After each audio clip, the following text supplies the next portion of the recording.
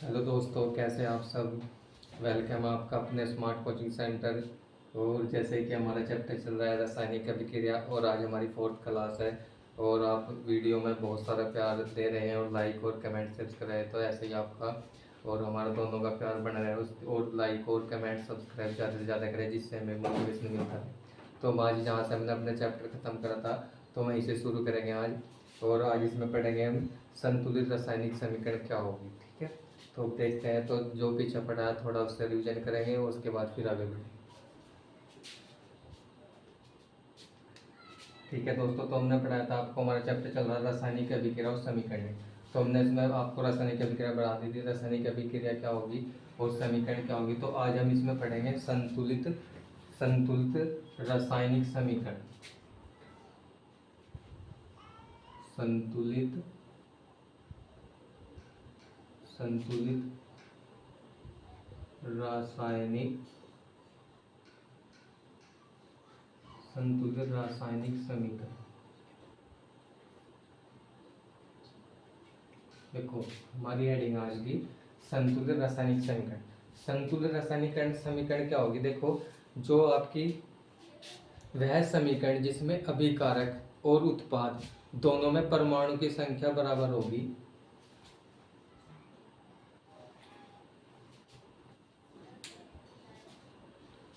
वह समीकरण जिसमें जो आपके अभिकारक हैं और जो उत्पाद है उनमें दोनों की संख्या क्या होगी, इनके जो परमाणु हैं उनके दोनों की संख्या बराबर होगी। तो साहब बोलेंगे संतुलित, यानी कि बैलेंस बैलेंस रासायनिक समीकरण। जैसे कि आपको पता होगा, तो जब आप कोई सामान तोलो तो दोनों तरफ आपकी चीज़ इक्वल हो। जैसे आपने कोई तराजू ली तो आप कुछ भी सामान तोल रहे, जैसे मान लो आपने चीनी ले रहे 1 किलो, तो 1 किलो का बाट का प्रयोग करोगे, दूसरी और 1 किलो चीनी रखोगे, तो जब वो आपका जो तराजू है बैलेंस हो जाएगी।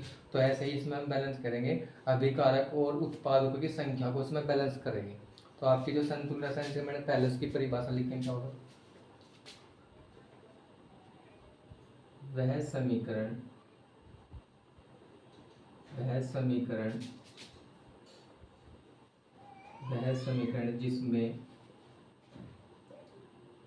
जिसमें अभिकारक वह समीकरण जिसमें अभिकार को वह समीकरण जिसमें अभिकार को वह वह समीकरण जिसमें अभिकार को वह उत्पादों उत्पादों वह समीकरण जिसमें विकार को वह उत्पादों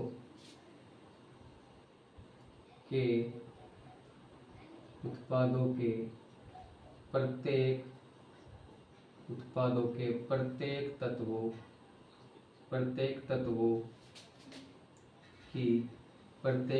की संख्या समान हो।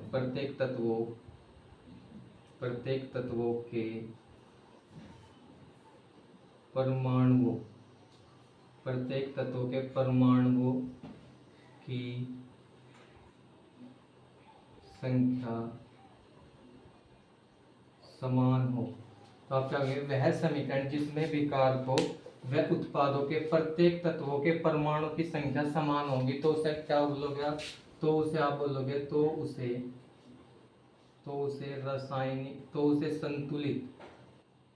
उसे संतुलित रासायनिक समीकरण कहते हैं। तो उसे संतुलित रासायनिक समीकरण कहते हैं। तो उसे संतुलित रासायनिक समीकरण कहते हैं। देखो, हमने पढ़ाई आपको संतुलित रासायनिक समीकरण। तो वह समीकरण जिसमें अभिकार को वह उत्पादों के प्रत्येक तत्वों के परमाणु की संख्या समान होती है, तो उसे रासायनिक समीकरण। देखो, अब इसमें आप परमाणु क्या है।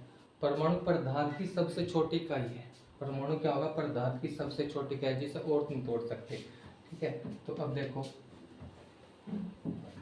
अब समझा से देखो, हमने एक समीकरण ली, जैसे हमने लिया जिंक यानी कि जस्ता, और उसके साथ हमने लिया H2SO4, यह होगा आपका सल्फ्यूरिक अम्ल, और उसके साथ हमने ये लिया इसमें। तो इन दोनों की जब क्रिया होगी तो क्या बनेगा आपका जिंक सल्फेट, और उसके साथ हाइड्रोजन गैस निकलेगी।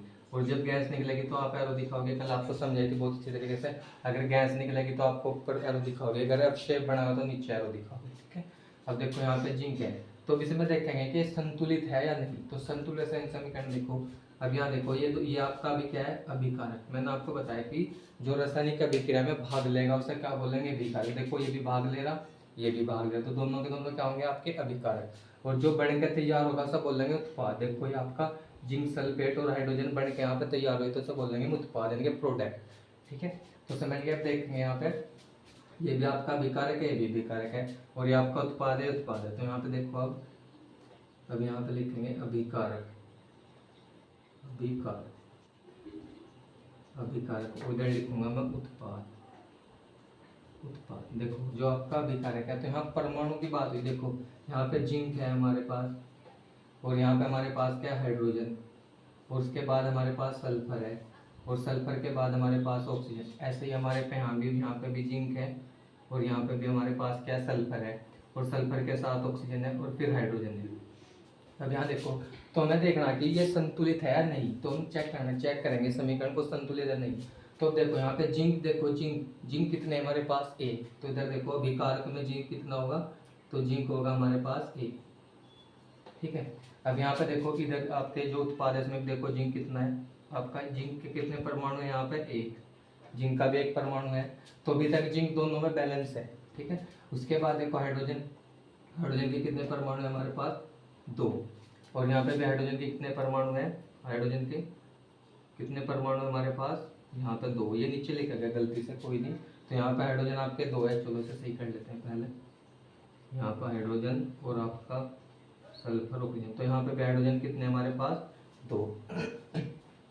अब उसके बाद देखो सल्फर का कितना अणु है, एक अणु, तो सल्फर एक हो जाएगा। और यहाँ पे भी सल्फर देखो कितना है, एक हो ना सल्फर, यहाँ पे भी एक है। उसके बाद ऑक्सीजन देखो, ऑक्सीजन के कितने हैं, चार। ऑक्सीजन के कितने अणु है हमारे पास, चार। और यहाँ पे भी ऑक्सीजन के कितने अणु है, चार।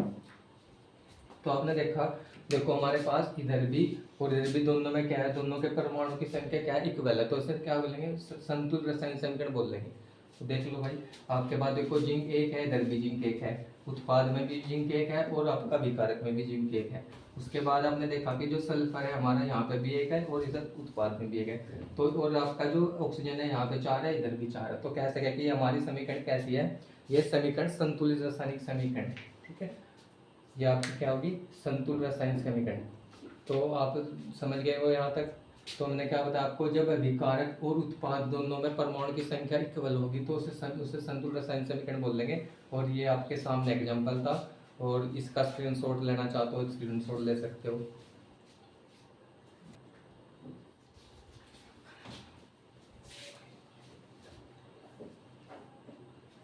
तो आपने स्क्रीनशॉट ले लिया होगा यहाँ से।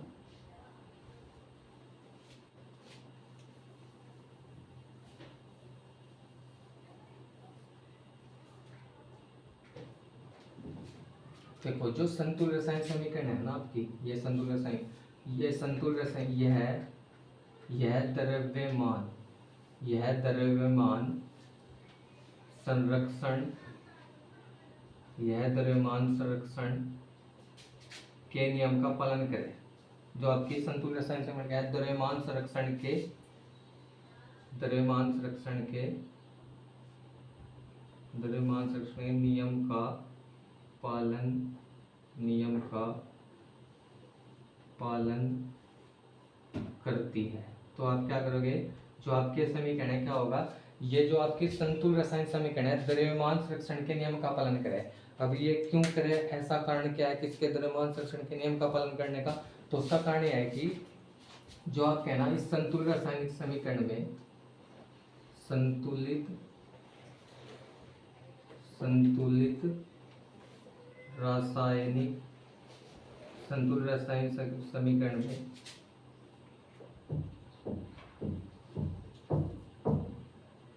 अभिकारकों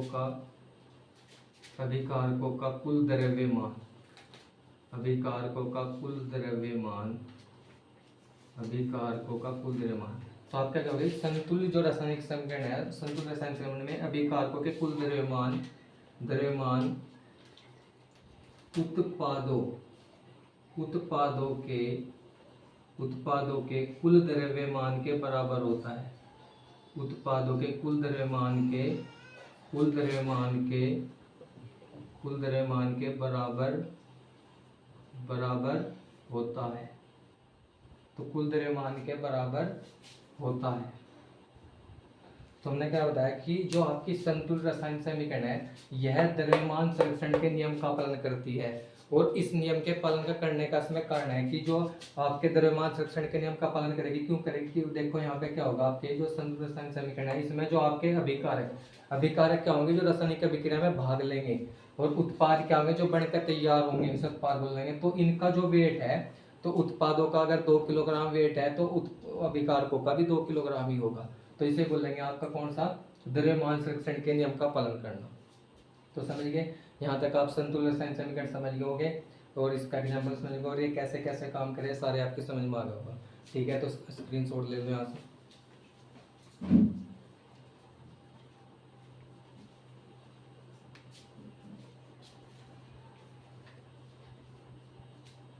ठीक है, तो आपने स्क्रीनशॉट ले लिया होगा यहाँ से।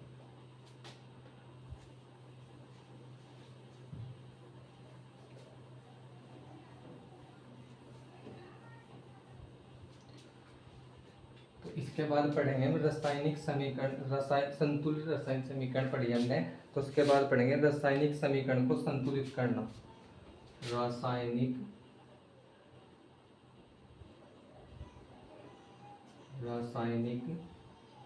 समीकरण, रासायनिक, अब तो शॉर्ट में लिख सकूं मैं यहाँ पे। देखो यहाँ से थोड़े से समीकरण है यहाँ पर आपकी बहुत बार लिख दिया मैंने, अब तो तुम समझ गए होंगे। रासायनिक समीकरण को संतुलित करना। अच्छा, अभी पढ़ा मैंने आपको कि संतुलित रासायनिक समीकरण क्या हो, लेकिन अब पढ़ेंगे हम रासायनिक समीकरण को कैसे संतुलित करें। तो यहाँ से आपका जो बोर्ड 10th का यूपी बोर्ड का एग्जाम है उसमें यहाँ से 4 से 5 नंबर के क्वेश्चन आ रहे हैं यहीं से संतुलित करने में। और जो ग्रुप डी है, रेलवे वगैरह है, उसमें भी यहाँ से 1-2% देखने को मिलता है। जैसे मैं भी इसके बाद आपको क्वेश्चन दिखाऊंगा यहाँ पे आया हुआ।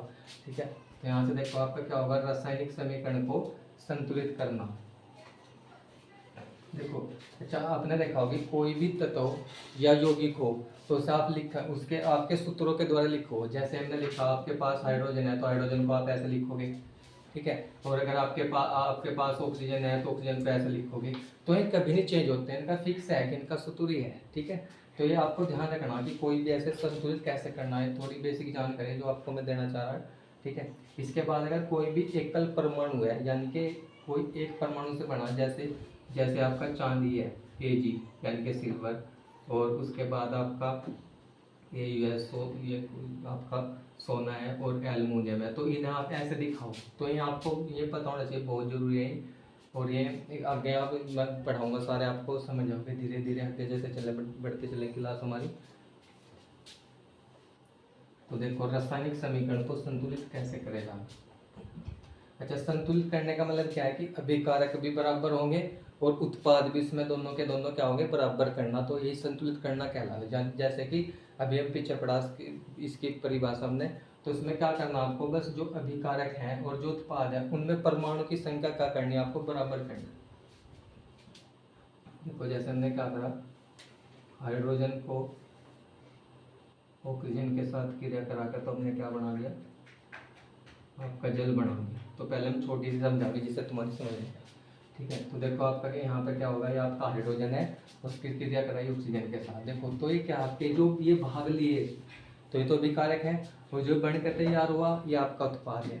ठीक है, अब देखो दूसरी लैंग्वेज में क्या होगा, जो आपकी एरो है ना, एरो के बाईं ओर अभिकारक हो, एरो के दाईं ओर आपके उत्पाद होंगे। तो उसमें देखो अब हम देखो यहाँ पे कैसे संतुलित करेंगे।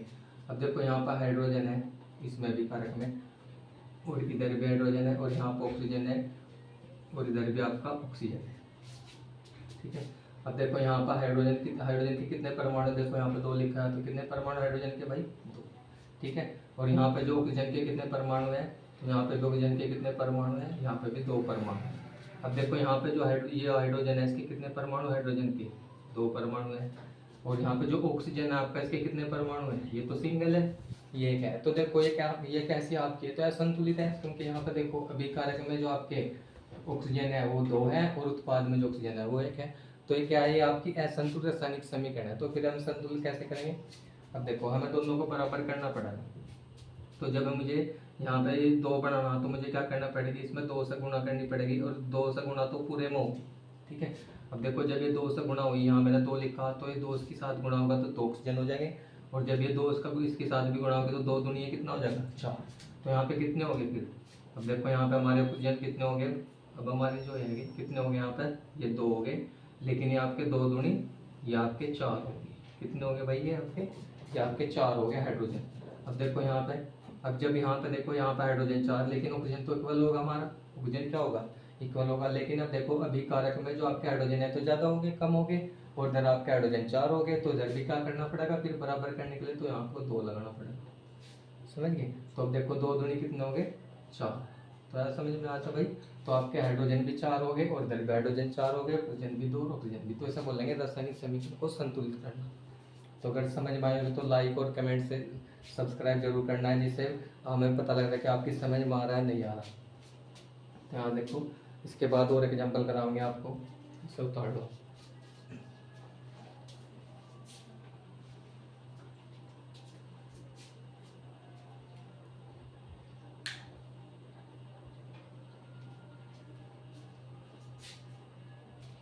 तो उम्मीद है आपको समझ में आ रहा होगा, और उसके बाद हम आगे बढ़ते हैं।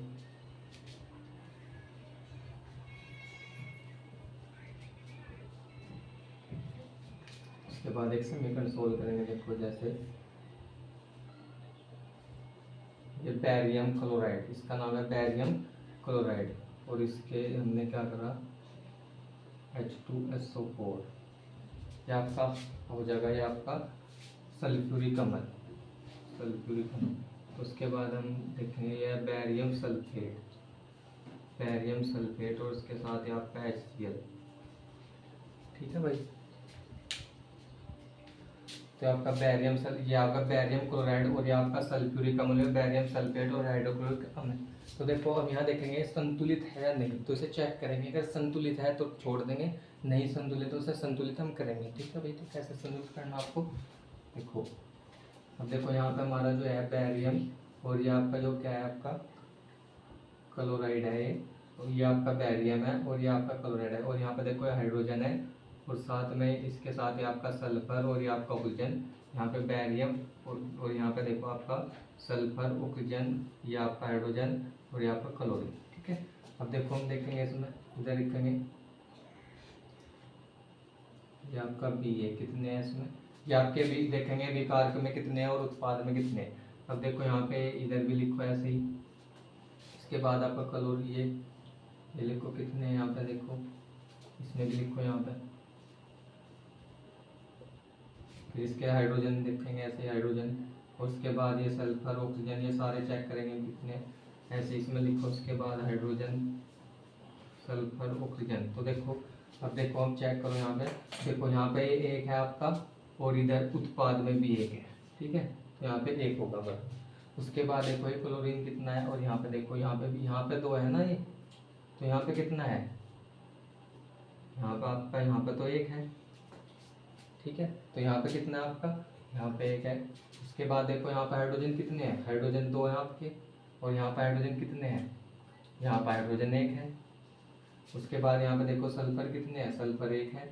और उसके बाद ऑक्सीजन कितने हैं, 4 है यहाँ पे। अब यहाँ पे देखो सल्फर कितना है, 1 है, और ऑक्सीजन कितने हैं, ऑक्सीजन 4 है आपके।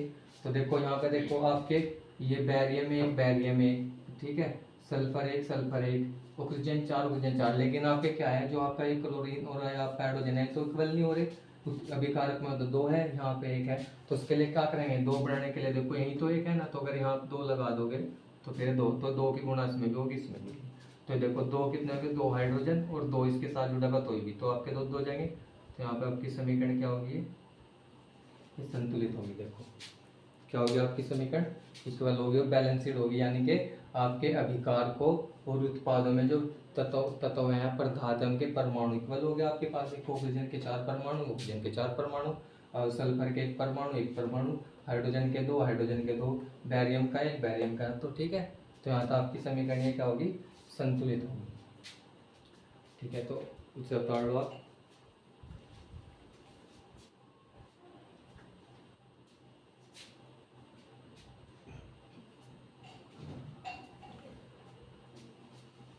पढ़ा होगा आपने।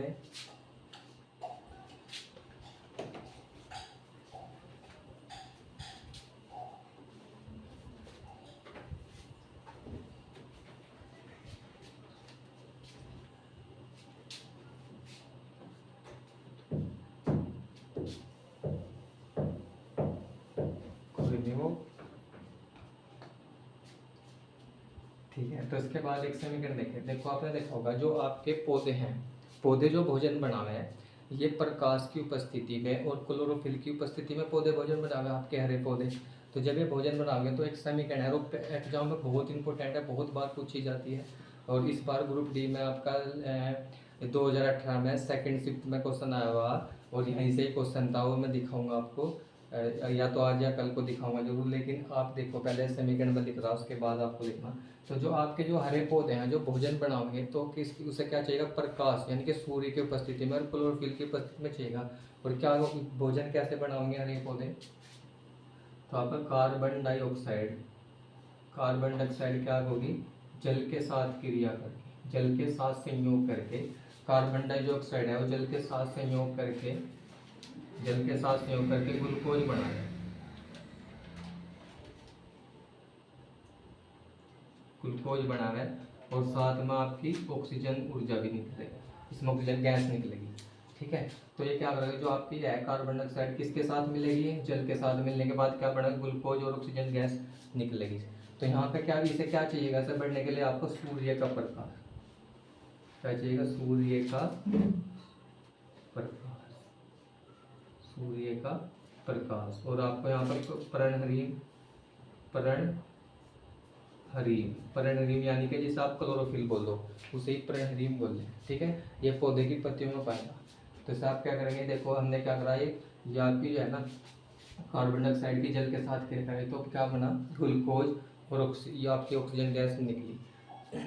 तो यहाँ से देखो अब ये बैलेंस है नहीं, तो इस समीकरण को बैलेंस करना कैसे देखें।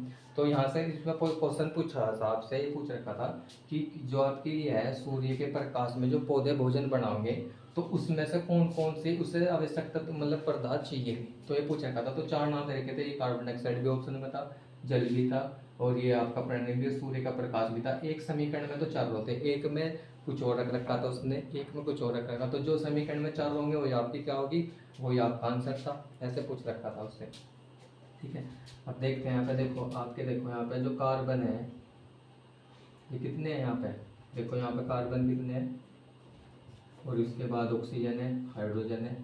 ठीक है। ऐसे ही यहाँ पे कितना है, कार्बन है, ऑक्सीजन है और आपका हाइड्रोजन है।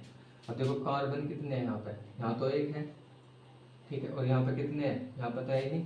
और यहाँ पे कितने हैं, 6, देखो यहाँ पे 6 है और यहाँ पे 1 है। ठीक है। इसके बाद देखो यहाँ पे ऑक्सीजन कितने हैं आपके, यहाँ पे देखो विकारक में 1 2 ऑक्सीजन है, 3 ऑक्सीजन हो गए आपके। और यहाँ पे ऑक्सीजन कितने हैं, 6, और ये 2, कितने ऑक्सीजन हो गए आपके, 8 ऑक्सीजन हो गए। और हाइड्रोजन कितने हैं, देखो यहाँ पर हाइड्रोजन कितना आपका, 1 हाइड्रोजन है। और यहाँ पर हाइड्रोजन कितने हैं, ये हाइड्रोजन आपके 12 हाइड्रोजन। तो देखो ये तो है संतुलित समीकरण है आपकी।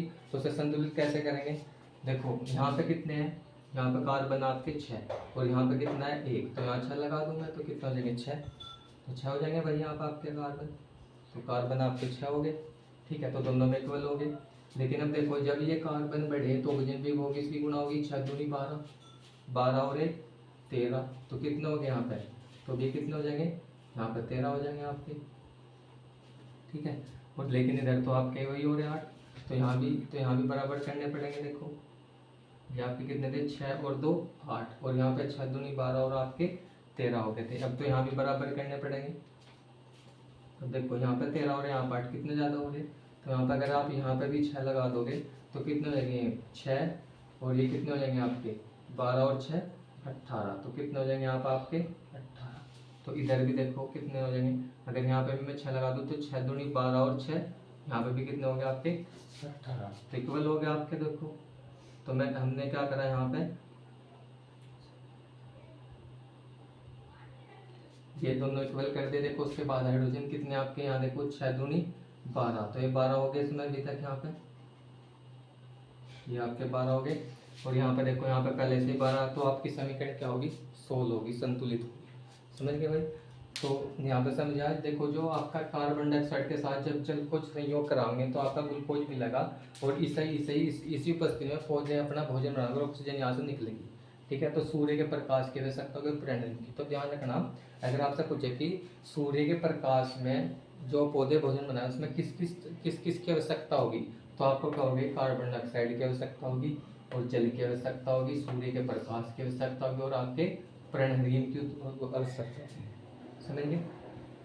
तो उम्मीद है आपको यहाँ तक क्लास अच्छी लगी होगी, और आपको लाइक और कमेंट सब्सक्राइब करना है, और ज़्यादा से ज़्यादा और बच्चों को शेयर करें और जोड़ें।